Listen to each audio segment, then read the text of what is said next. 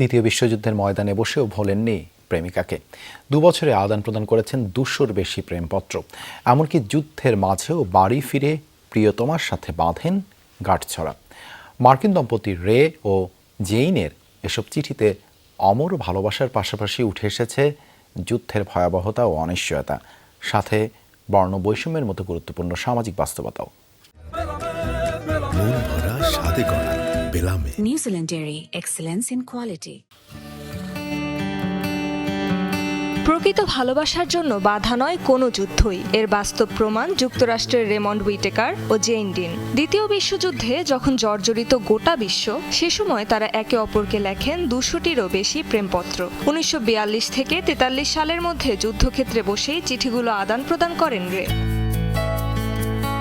এর বহু বছর পর 2016 সালের নর্থ ন্যাশভিলের একটি বাড়িতে মেলে প্রেমপত্রগুলোর সন্ধান। নতুন প্রজন্মের সামনে যুদ্ধের ভয়াবহতা, অপেক্ষা ও অনিশ্চয়তার বাস্তবতা তুলে ধরতে সম্প্রতি সেগুলো ডিজিটালভাবে সংরক্ষণ ও প্রদর্শনের আয়োজন করেছে ন্যাশভিল পাবলিক লাইব্রেরি কর্তৃপক্ষ।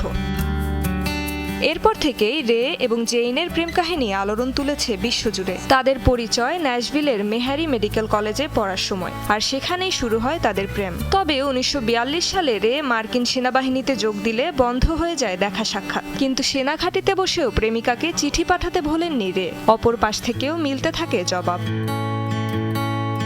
চিঠিগুলোতে উঠে আসে যুদ্ধের অনিশ্চয়তা, ভালোবাসার মানুষের থেকে দূরে থাকার কষ্ট আর ভবিষ্যৎ নিয়ে সংশয়ের কথা। নিঃশর্তভাবে একে অপরকে আজীবন ভালোবাসার ও পাশে থাকার কথা জানান রে ও জেইন। এছাড়া কৃষ্ণাঙ্গ রের সাথে হওয়া বর্ণবৈষম্যের কথাও উঠে আসে তার লেখায়।